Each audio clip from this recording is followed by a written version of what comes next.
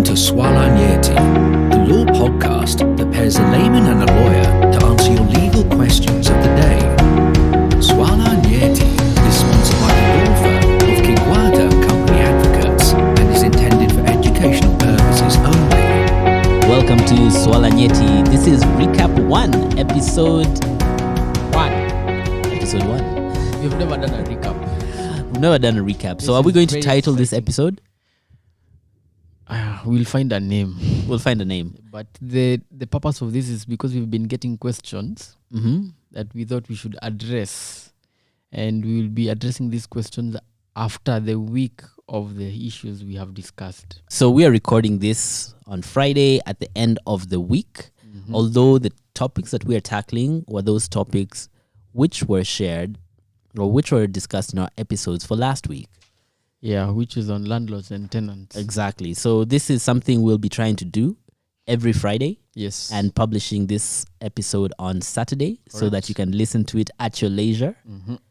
And Geshao, what are the questions that we should go through which came up from the previous episodes? We have an array of questions from hilarious All right. dead serious questions. Okay. The first one I received that I fell off the seat was, do you have a lawyer on the show? Guys, wakili means lawyer. They are not two laymen. One person is an authority of the law. That's why we have this show. So I just wanted to get that out of the way. There's somebody who knows something about the law on the show because somebody asked me. The second question was from a landlord. And he asked, let's say the tenant has left. And when you assess the damages of the property they were living in, the damages are above the security deposit. And let me tell you, this is not a joke. There are people who even uproot the sinks, the bathtubs. I don't know what they are trying to do with your house, but you can go into your house as a landlord and find there is no bathtub. Wow. So what do you do as the landlord? Okay, so that sounds like a really bad tenant. Yeah. But let's see what the legal position says. Now, we mentioned previously that the landlord has certain powers by law when the tenant has yet to leave the property. When the tenant is still in possession, we talked about the power of distress to get a tenant to pay any outstanding dues. Unfortunately, if you have allowed your tenant to leave the property, then you cannot exercise this power anymore. So the only way you might be able to pursue this tenant is either breach of contract, if you had a tenancy agreement that said he needs to take good care of your property. Or you can pursue this tenant under the law of tort for material damage to property. Okay. And can you inspect the property when the tenant is still living there? Yeah, absolutely. I think most tenancy agreements will have that requirement, but it's also a provision in law that you can come in and inspect the property. So that you're not a little too late. Exactly. Wow. But I didn't know that my landlord can come to my house. Do they have to give me a notice? Usually, they need to give you a notice. Like on Monday, I'm coming to inspect. An adequate notice. And and also they need to come within reasonable hours. Oh, yeah. Yeah. So, okay. Especially if you've given notice that you are going to be leaving at the end of a period. Then that right they automatically get. Okay. And I'm just intrigued if they come and they see there's damage when I'm still there, they can sell my couch and whatever. They can raise this as something that you need to pay. Okay, and if it's lawfully raised, then yes, they could claim it under the distress. We covered that, I remember. Distress. Okay, Wakili, second question. Okay, third. The first one was whether there's a Wakili in the show. Now the third question is, what do you mean by periodic lease, or even what do you mean by lease? Okay, so I think we covered that in one of our earlier episodes, and we said a periodic lease is a lease that comes into effect after a written lease has terminated, but the tenant remains in possession of the property. So the lease came to an end, but the tenant is allowed to continue staying at the property. So what is formed is a periodic lease. And the periodic lease is really there to ensure there is orderly transition, because you still need something that's governing the relationship between the tenant and landlord that will allow an orderly end to their relationship. And also you added that the periodic lease comes into effect if there are certain actions like the landlord accepting rent. Yes, the landlord has to consent to the tenant staying. So if it's a tenant who is just forcing himself there, then that does not constitute a periodic lease. And I'm just wondering, if somebody sent their landlord money into the bank account, how does the landlord say, I didn't use it, I didn't accept the payment? Well, the landlord has the option of reversing that transaction. Reversing the transaction. Yes. Okay.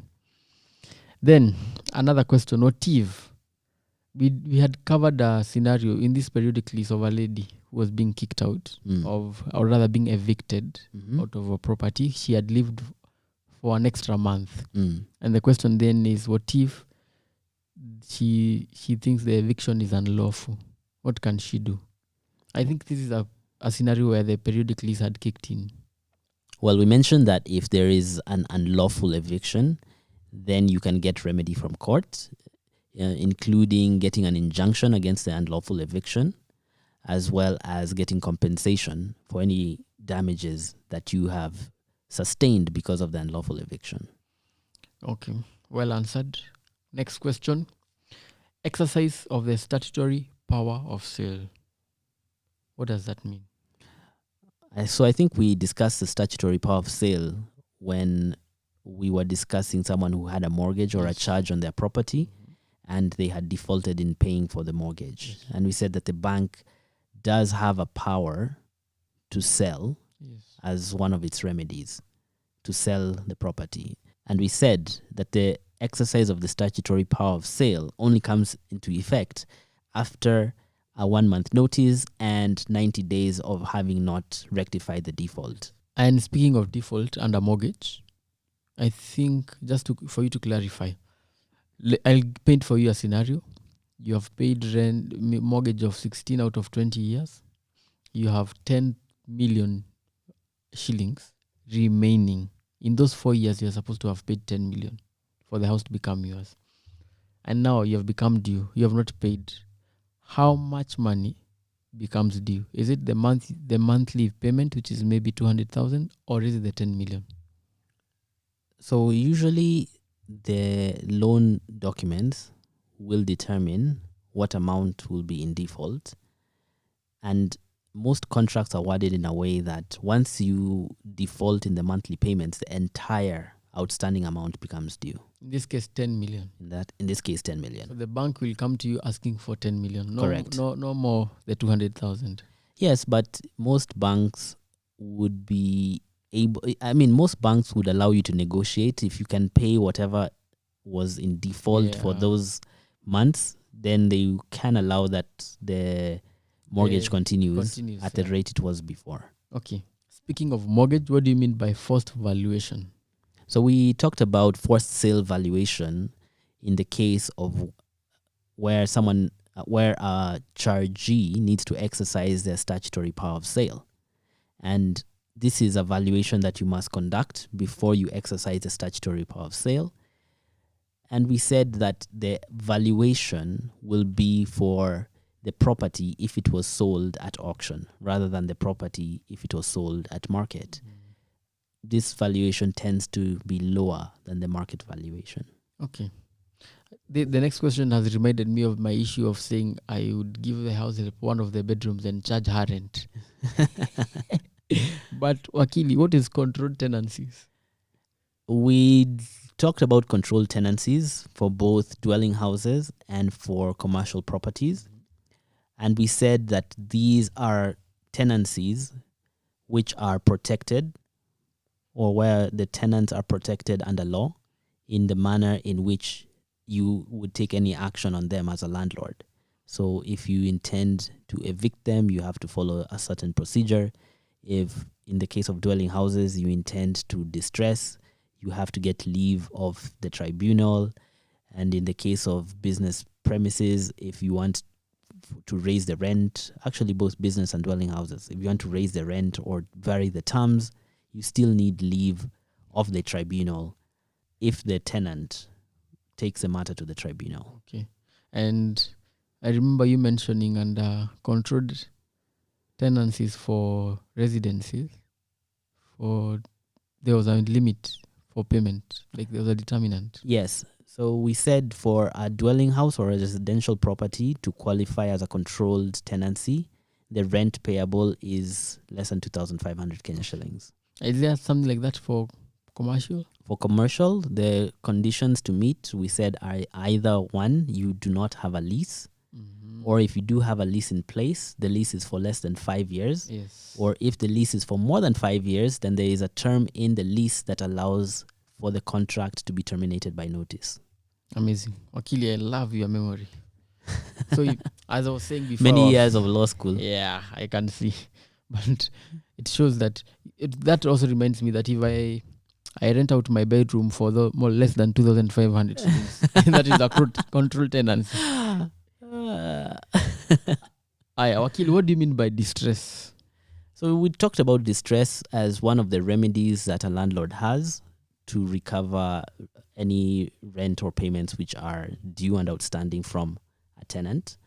And we said distress allows you to essentially pick household or office items from the tenant's premises and to sell these at auction to recover the outstanding dues.